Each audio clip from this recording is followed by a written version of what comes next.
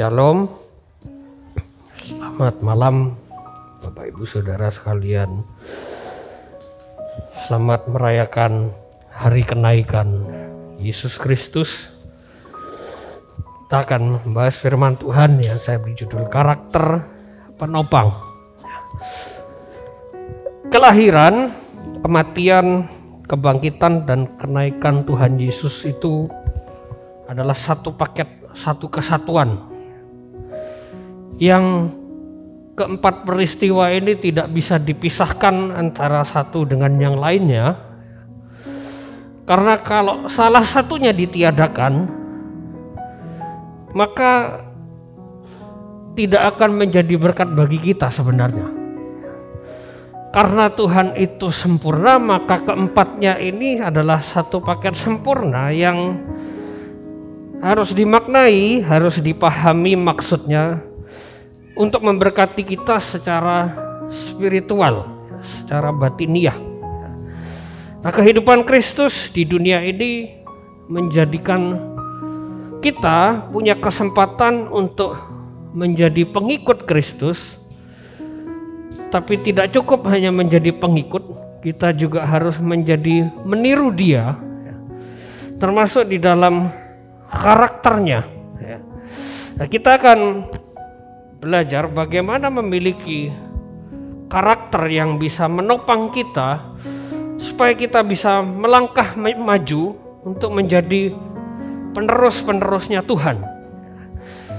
Dalam 1 Kisah Para Rasul 1 ayat yang ketiga, ayat ini ditulis sebelum Tuhan Yesus naik ke surga.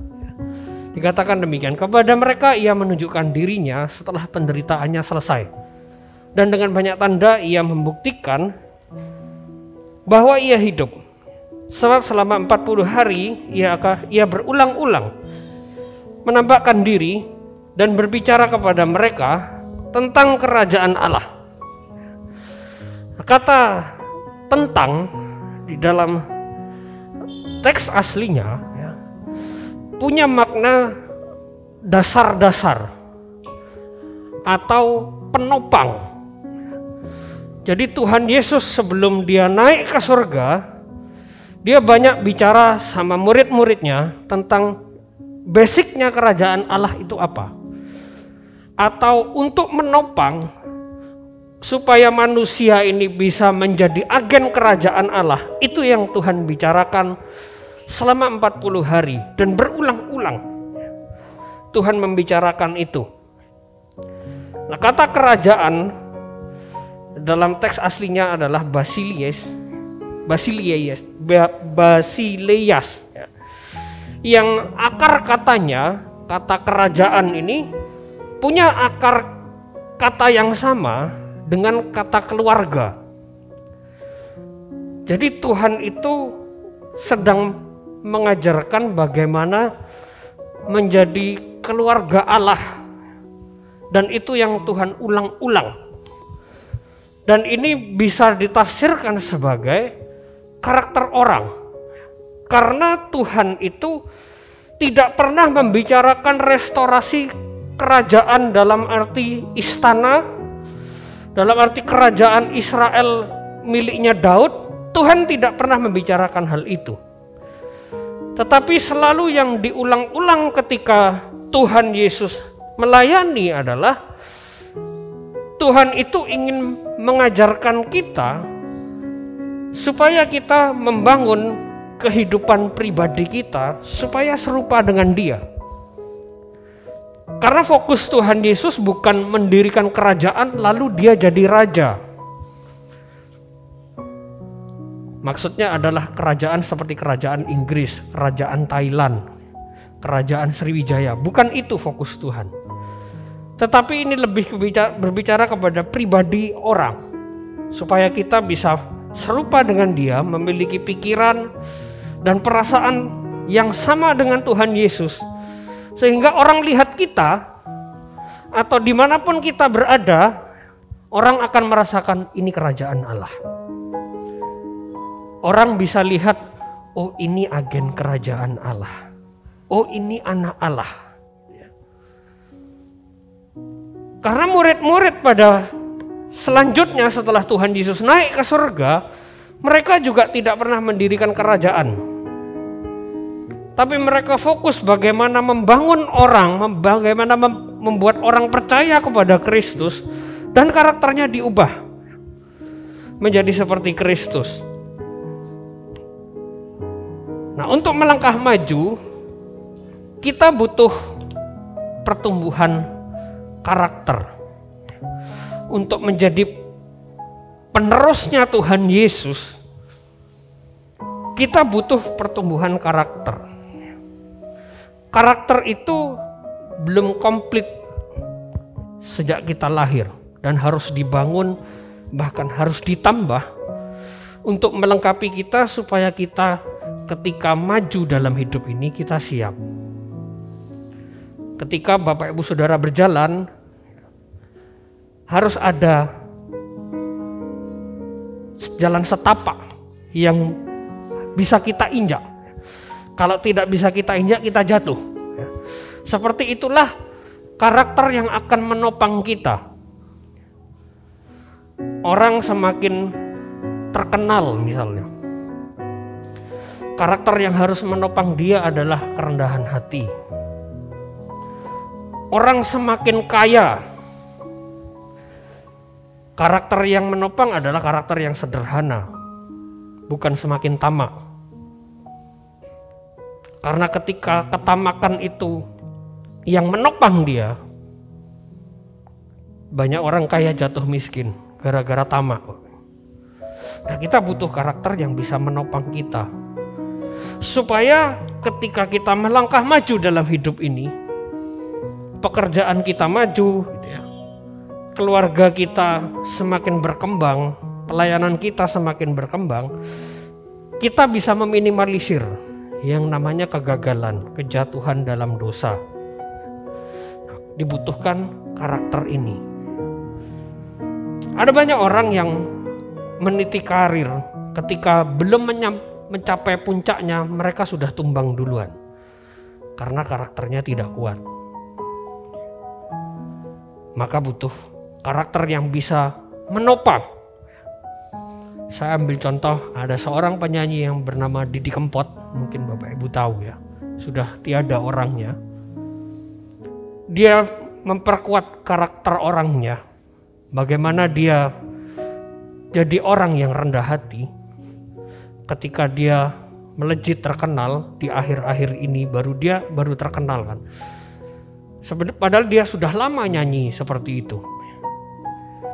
Tapi di puncak hidupnya, di puncak karirnya, dia berhasil dan membuat orang banyak suka dengan karyanya dia. Karena punya karakter yang kuat. Dia dijuluki Godfather of Broken Heart gitu ya. Karena karakternya kuat, dia membangun karakter itu dengan kuat. Ada banyak tokoh Kristen juga yang sangat menginspirasi. Nanti kita akan belajar. Nah, kita jangan pesimis dulu. Mau maju malas. Buru-buru mau maju gitu ya.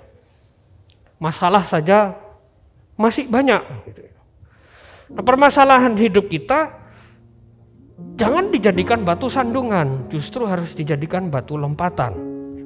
Justru itu kesempatan kita untuk melangkah maju. Penderitaan dan penganiayaan yang Yesus Kristus alami tidak membuat Tuhan Yesus mengubah fokusnya. Aduh, disalib, dicambuk nanti sakit. Nggak usah disalib aja. Bukan itu yang Tuhan lakukan.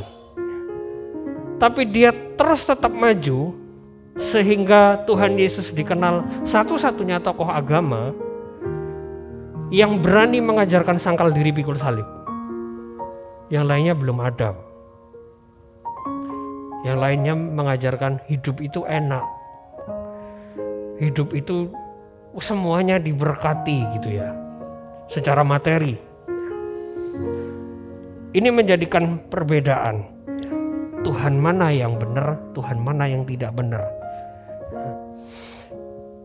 Ada seorang rasul yang bernama Petrus, ketika dia mengikut Tuhan, memang dia bukan dari latar belakang orang yang cinta pada agama, karena dia adalah seorang nelayan, sehingga ya karakternya adalah seorang nelayan.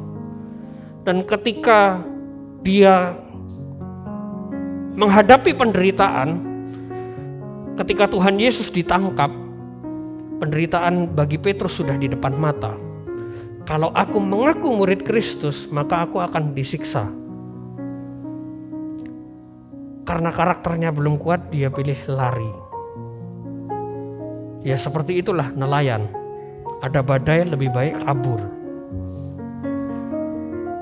Tapi di akhirnya dia punya karakter yang keren. Dia berani mengatakan aku mati di salib terbalik. Dengan berani dia menghadapi penderitaan itu.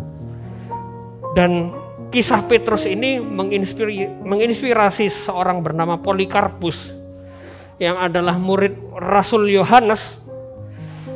Di usianya Polikarpus yang ke-86, dia mengikut Tuhan sejak kecil. Polikarpus ini cinta sama Tuhan sejak kecil. 86 tahun ketika dia mau dihukum, dibakar di atas tiang gitu. Dia disuruh menyangkal Tuhannya. Tapi karena karakternya sudah bertumbuh, seorang yang gentleman, sama seperti gurunya Yohanes yang juga sama. Yohanes pun di akhir hidupnya, bukan di akhir hidupnya, sebelum akhir hidupnya dia sempat mau mati digoreng. Tapi Yohanes tidak mundur. Polikarpus menghadapi permasalahan yang sama. Lihat karakternya bertumbuh, Yohanes bertumbuh kuat, Polikarpus bertumbuh kuat. Polikarpus tidak mundur. Dia bilang ketika di atas digantung itu sudah siap dibakar. Selama 86 tahun aku ikut Tuhan, dia tidak pernah mengecewakan aku. Masakan hanya satu kali ini saja aku mengecewakan dia. Wah. Yang tidak mundur karena penderitaan. Ini karakter yang dibangun ya, sehingga kuat sekali dan menginspirasi banyak orang sampai hari ini. Jadi jangan tunggu orang, biar orang lain saja yang maju, nanti aku ngikut saja. Aku gak perlu maju, orang lain saja yang maju. Kalau ada orang lain, kenapa harus saya? Itu yang murid-murid sempat lakukan. Tertulis di ayat yang ke-6. Murid-muridnya bertanya gini, Tuhan, maukah engkau pada masa ini memulihkan kerajaan bagi Israel? Mereka belum keluar ini karakternya, belum kuat. Sehingga dia bilang, wis Tuhan Yesus saja yang memulihkan kerajaan Israel, kita tak ngikut. Nah, ini gambaran orang-orang yang cuma ngikut, nunggu orang lain maju, lalu kita ndak usah maju. Tapi jawaban Tuhan apa? Tuhan katakan, kamu ndak perlu tahu kapan aku memulihkan kerajaan Israel. Ndak dijawab sama Tuhan. Karena justru kita yang harus menjadi agen kemajuan. Dalam pekerjaan maju, dalam pelayanan maju, dalam rumah tangga maju. Dalam hal-hal sepele yang mungkin kita lakukan, memasak mungkin maju. Sehingga itu jadi inspirasi bagi banyak orang. Itu yang Tuhan kepingin dari kita. Makanya dia harus naik. Kalau Tuhan itu tidak naik, maka pernyataan ini akan dijawab oleh Tuhan sebentar lagi. Tak pulihkan kerajaan. Lalu murid-muridnya tidak akan jadi militan. Menghadapi penderitaan, wis Tuhan saja, bersembunyi di baliknya Tuhan Yesus. Ini yang dihadapi orang-orang Kristen nanti. Bahkan sekarang ketika ada tawaran dosa, ketika ada penderitaan, mundur.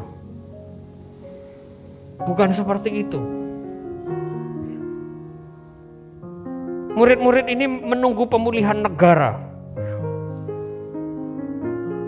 Saya mau katakan pemulihan oleh Roh Kudus itu lebih maju daripada pemulihan negara. Amin. Ketika hidup kita dipulihkan sama Roh Kudus dibandingkan dengan pemulihan satu negara ini, itu tidak sebanding. Lebih mulia pemulihan Roh Kudus. Kenapa? Satu orang percaya, seluruh surga bersuka cita, bersorak-sorai. Lihat perbedaannya. Nah, maka ketika pencapaian kita maju, karakter kita pun harus naik. Harus siap menopang. Kita harus membangun karakter yang semakin luas, semakin maju, seiring dengan semakin tingginya pencapaian-pencapaian kita. Bapak Ibu Saudara pengen maju kan dalam hidup ini? Pengen bertambah luas di dalam pemikiran, mungkin pengen bertambah di dalam pekerjaan, dalam ekonomi. Sangat baik ketika kita melangkah maju, cuman butuh karakter yang menopang. Karena kalau tidak ada yang menopang, jatuh. Semakin dipercayakan berkat Tuhan yang lebih banyak, butuh kebijaksanaan untuk mengatur uang. Bukan semakin tamak.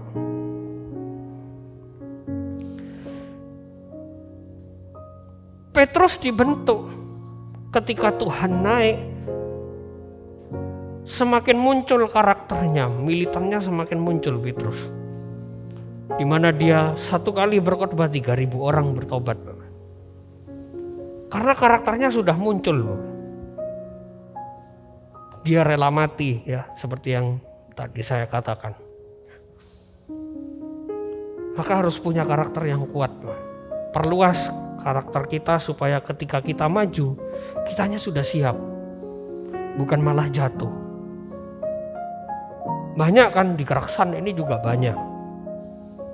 Orang yang enak, kaya mungkin. Tidak lama hancur. Karena karakternya tidak menopang. Ternyata ada banyak utang di sana sini yang dia tidak bayar. Nah ini yang jadi masalah. Karakternya tidak bisa menopang dia. Karena kebiasaan berhutang. Dan mungkin tidak dibayar. Hutang tidak apa-apa asal dibayar gitu ya.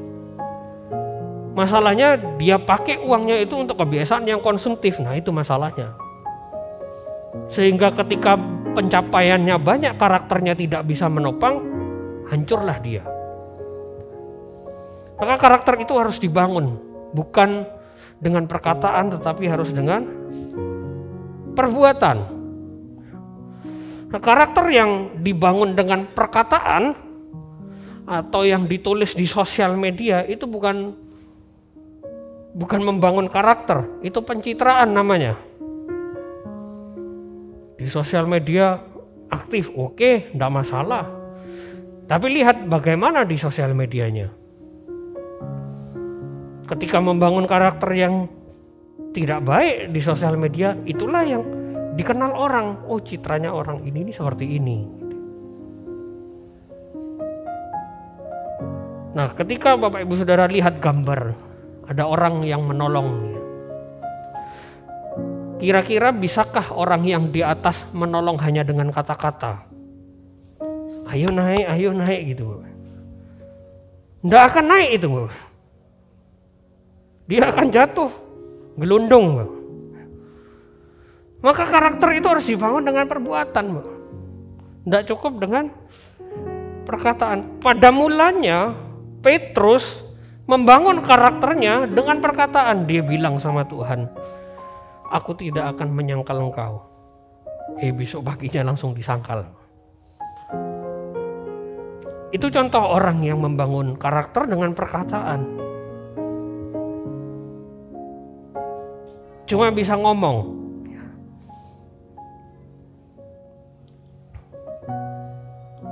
Jadi perkataan itu harus sama dengan perbuatan.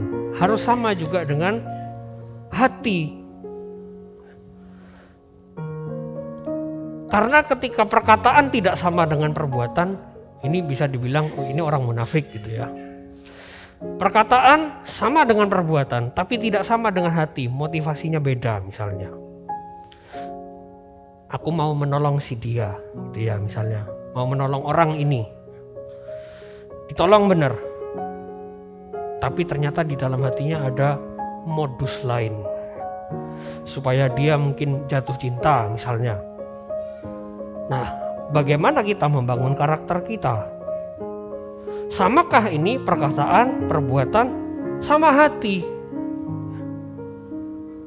Kalau perkataan sama perbuatan saja tidak sama, misalnya saya bilang, saya sudah menikah, tidak ada yang protes. Coba saya bilang, saya masih berjaga ting-ting, ayo. Pasti ada banyak orang yang protes. Kalau saya bilang saya masih single gitu ya. Itu saja sudah menunjukkan bagaimana perkataan dan perbuatan itu harus sama. Tapi kata firman Tuhan, perkataan sama dengan perbuatan sama dengan hati, ini tidak cukup Bapak.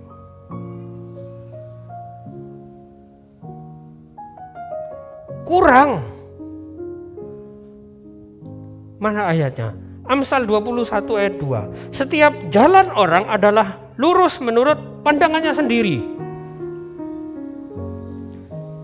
Ada banyak orang konflik masalah sama orang lain, tidak mau minta maaf, gengsi. Kenapa? Karena menurut dia benar. Aku yang benar kok, gitu ya. Ini loh kan gini ceritanya. Aku yang benar, menurut pandangannya sendiri benar. Menurut orang lain padahal dia salah. Makanya tidak cukup, harus ditambahi, harus sama dengan firman Tuhan. Perkataan, perbuatan, hati harus sama dengan firman Tuhan. Karena kalau ketiganya ini saja yang sama, ini bukan integritas. Itu cuma konsisten. Karena integritas itu melakukan apa yang benar. Yang benar mana? Firman Tuhan. Mau menilai orang berintegritas bukan cuma perkataan sama perbuatannya, tapi hatinya sama enggak dengan firman Tuhan. Kita cek hati kita masing-masing. Kira-kira apa yang kita buat belakangan ini sama enggak dengan firman Tuhan? Sama enggak apa yang Tuhan izinkan, sama Tuhan tidak boleh lakukan, sama enggak? Di situ kita membangun karakter kita.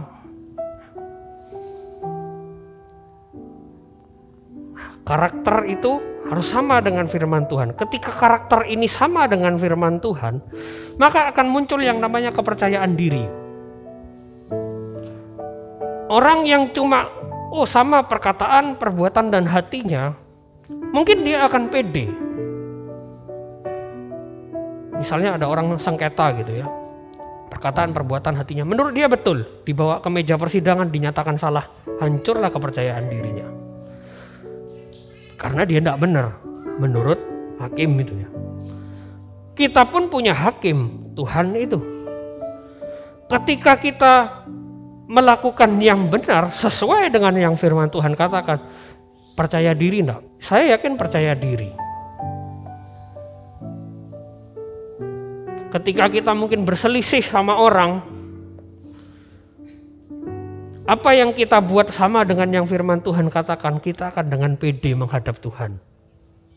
Mungkin tidak pede menghadap orang lain, tapi menghadap Tuhan, Tuhan tahu yang benar. Ini yang penting. Yang penting bagaimana kita di hadapan Tuhan, berani tidak kita dinilai, dihakimi oleh Tuhan. Nah itu. Kalau karakter kita sesuai sama firman Tuhan, nggak perlu takut berdiri di hadapan Tuhan. Benar kok kita, gitu ya. Makanya apa yang kita lakukan harus sama dengan yang firman Tuhan katakan. Bapak Ibu Saudara, ada banyak webinar, ada banyak seminar, ada banyak di sosial media gitu ya. orang mengadakan seminar kepercayaan diri. Ada banyak orang buang uang banyak cuma demi percaya diri. Orang misalnya operasi plastik, tidak pede dengan dirinya. Berapa uang yang dia buang? Gak usah jauh-jauh operasi plastik. Kadang-kadang kita punya jerawat satu di sini sudah tidak pede, Bapak. Harus keluar banyak uang, beli skincare lah, beli macam-macam lah. Cuma menumbuhkan kepercayaan diri, Bapak. Bukan tidak boleh ini ya, boleh ya, silahkan. Ya. Tapi lihat ada banyak uang yang dikeluarkan, yang dikorbankan hanya untuk menumbuhkan yang namanya kepercayaan diri. Kepercayaan diri itu mahal. Dan ketika kita membangun kepercayaan diri di atas firman Tuhan, itu harganya mahal. Berselisih sama orang, tahu firman Tuhan, harus sabar, rendah hati. Kita akan dengan pede rendah hati. Karena perkara-perkara yang dahsyat cuma muncul di orang yang percaya diri. Ada banyak perkara-perkara yang luar biasa cuma muncul di orang yang punya kepercayaan diri. Kalau ndak pede, ndak ada kepercayaan diri, ndak akan bisa bikin perkara-perkara yang spektakuler, yang luar biasa. Ya gimana mau maju gitu gampangnya. Mau maju butuh kepercayaan diri.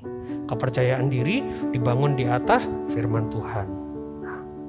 Harus dibiasakan gitu ya, supaya muncullah yang namanya kepercayaan diri.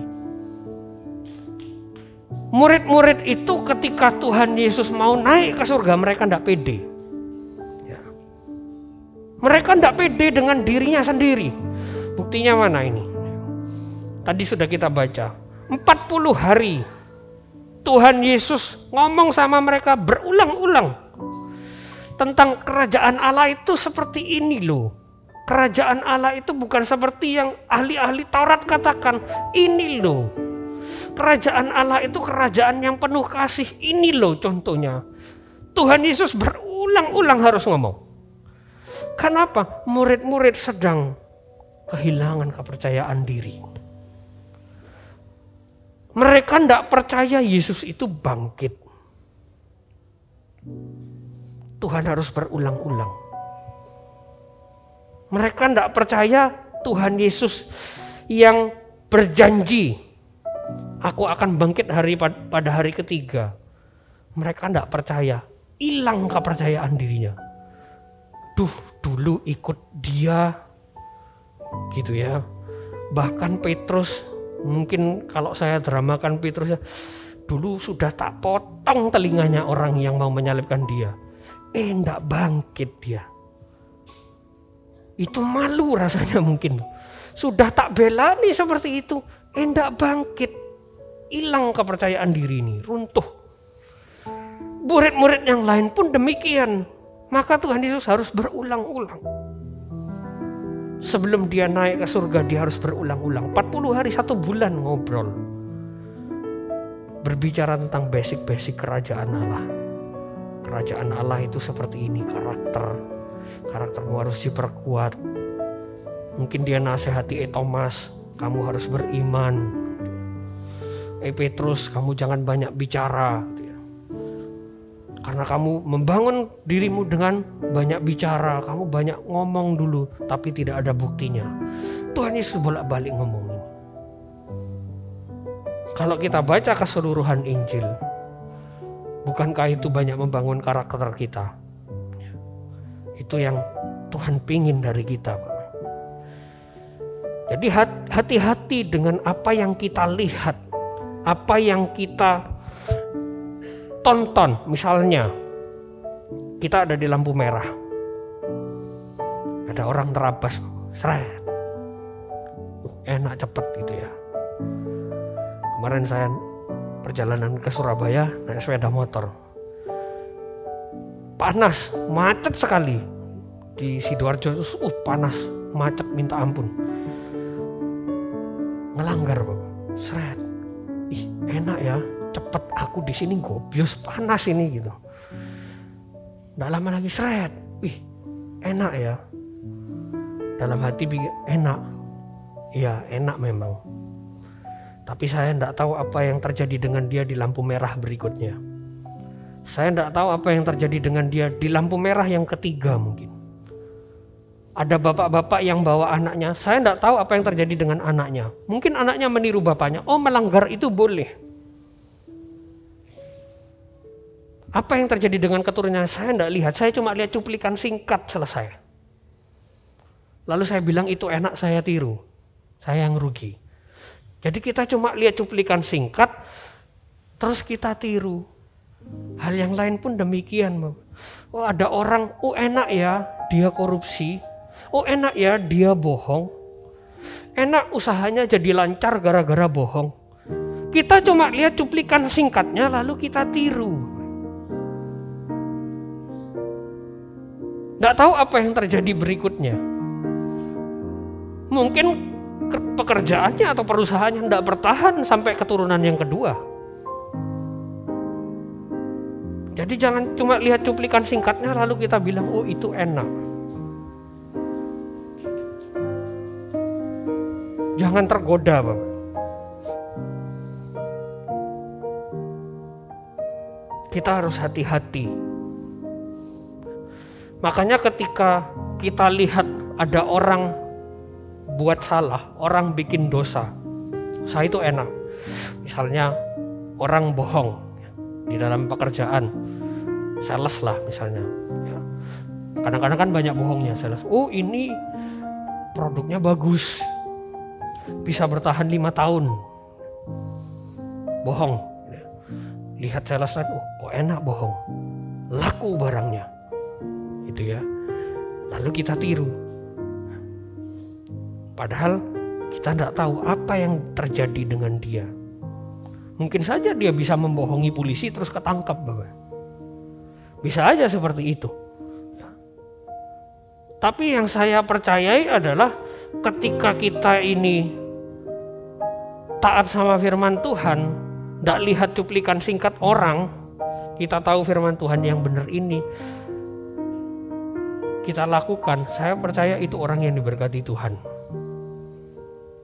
Sampai keturunan-keturunannya. Saya percaya karena firman Tuhan yang menulis itu. Jadi ketika seluruh dunia ini mungkin orang-orang di sekitar kita banyak melanggar, banyak berbuat dosa. Mungkin sempat kita berpikir apakah saya bodoh hidup dalam nilai-nilai kerajaan Allah. Kadang-kadang kita juga berpikir gitu. Kadang-kadang di lampu merah cuma sendirian berhenti, yang lainnya nerabas semua. Kita mikir, kok aku kayak orang bodoh ya berhenti sendirian lampu merah. Sementara semua orang tidak melakukan itu. Saingan bisnis kita banyak menipu, banyak bohong. Justru mereka semakin kaya, justru mereka semakin berhasil. Sedangkan kita tidak, seperti orang bodoh. Nah ketika ada orang bikin salah, muncullah yang namanya pergumulan. Kayak tadi, di lampu merah ada orang melanggar. Bergumul dalam hati ini, langgar enggak ya? Kira-kira dilanggar enggak ya? Di situ kepercayaan kita, di situ ketaatan kita sama firman Tuhan diuji.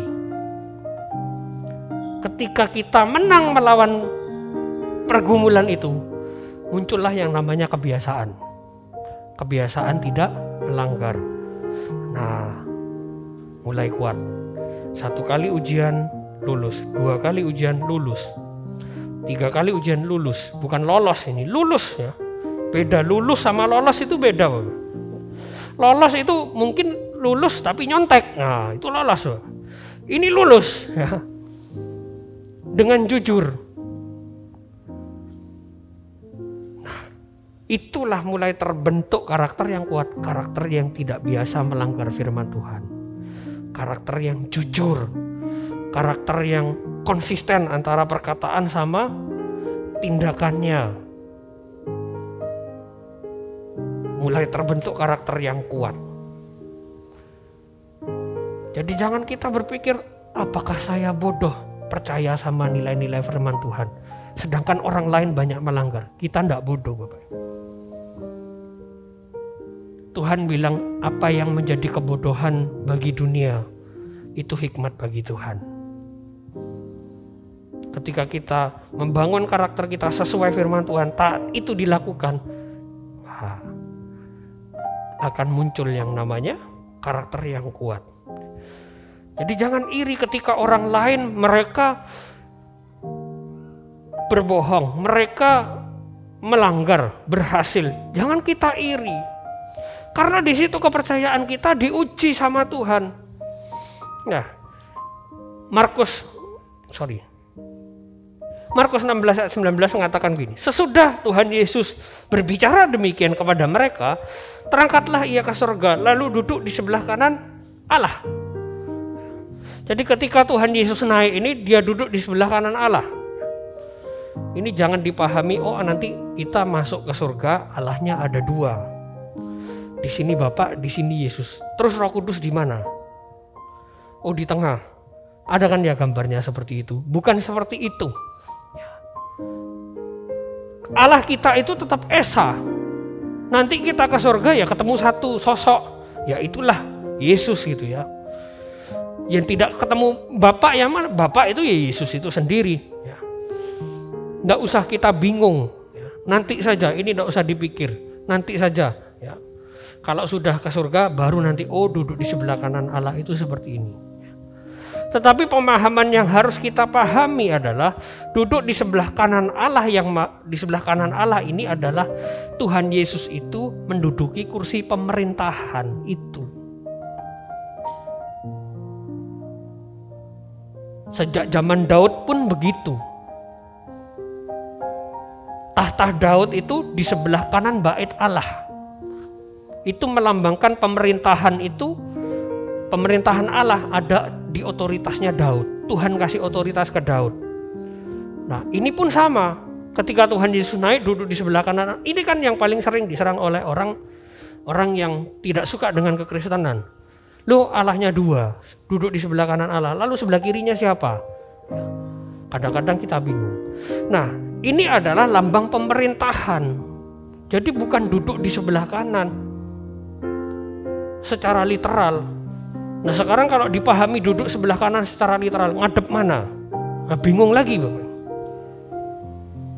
Ngadep utara atau barat atau timur atau selatan?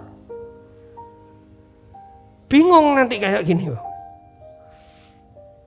Tapi ini adalah lambang Tuhan memerintah. Nah ketika ada banyak orang bikin kesalahan, bikin pelanggaran, disinilah kita diuji. Kita percaya enggak sama pemerintahan Tuhan? Tuhan itu adil loh. Di sini kita diuji. Percayakah kita dengan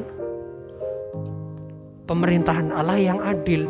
Ketika kita taat, orang lain enggak taat. Nah, kalau kita percaya Tuhan itu adil, kita pasti tetap taat. Yang tidak taat urusan sama Tuhan nanti. Dihukum, iya pasti. Tapi urusannya Tuhan, bukan urusan kita. Jadi Tuhan Yesus naik ke surga. Ini juga menguji iman percaya kita. Percaya enggak kita sama pemerintahannya yang adil? Tuhan dia bohong, kok enggak dihukum?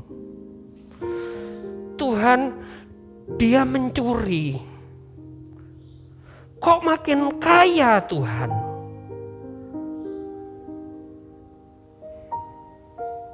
Tuhan dia itu loh hidup dalam perzinahan, kok kerjaannya enak?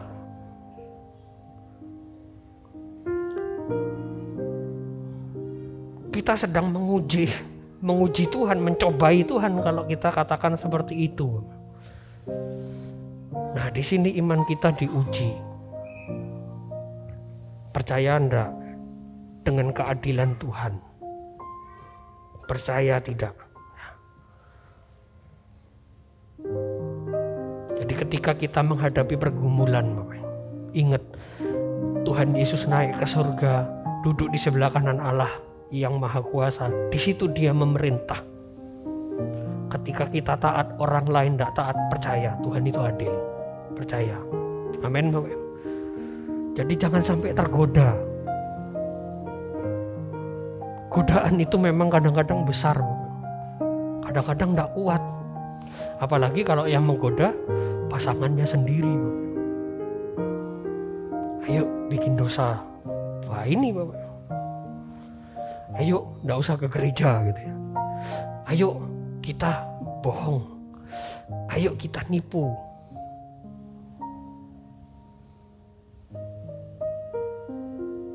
Harus kita tegas, berani kita tolak siapapun yang mengajak kita bikin dosa. Saya akan tutup dengan ayat terakhir. Mazmur 24 ayat 3-5. Saya undang pemain musik maju. Siapakah yang boleh naik ke atas gunung Tuhan? Tuhan Yesus sudah naik. Amin Bapak Ibu. Percaya Tuhan Yesus naik. Tidak ada bukti tulang belulang Tuhan Yesus, tidak ada hari ini. Sosok Tuhan Yesus juga tidak ada di bumi ini. Dia sudah naik. Pemazmur ini katakan, siapa yang boleh naik ke atas gunung Tuhan? Ayat 4 dilanjutkan, orang yang bersih tangannya, perbuatan. Orang yang murni hatinya, yang tidak menyerahkan dirinya kepada penipuan, yang hatinya sesuai sama firman Tuhan, yang tidak bersumpah palsu. Perkataan, perbuatan, hati sesuai firman Tuhan yang boleh naik. Lalu dia dikatakan, dialah yang akan menerima berkat dari Tuhan dan keadilan dari Allah yang menyelamatkan dia. Percaya enggak Allah itu adil? Kita harus percaya Allah itu adil. Orang lain boleh banyak bikin pelanggaran, kita harus bangun karakter kita yang kuat, yang sesuai dengan firman Tuhan. Tutup dengan kalimat terakhir. People are interested by talent. God is impressed by character. Orang suka dengan orang yang banyak talenta. Wih keren, bisa nyanyi, bisa ini itu, usahanya maju. Tapi Tuhan, Dia akan tersenyum dengan orang yang punya karakter yang kuat. Apalagi karakternya seperti Kristus. Mau bangun karakter kita seperti Kristus Bapak Ibu? Terus dekat dengan firman Tuhan. Amin.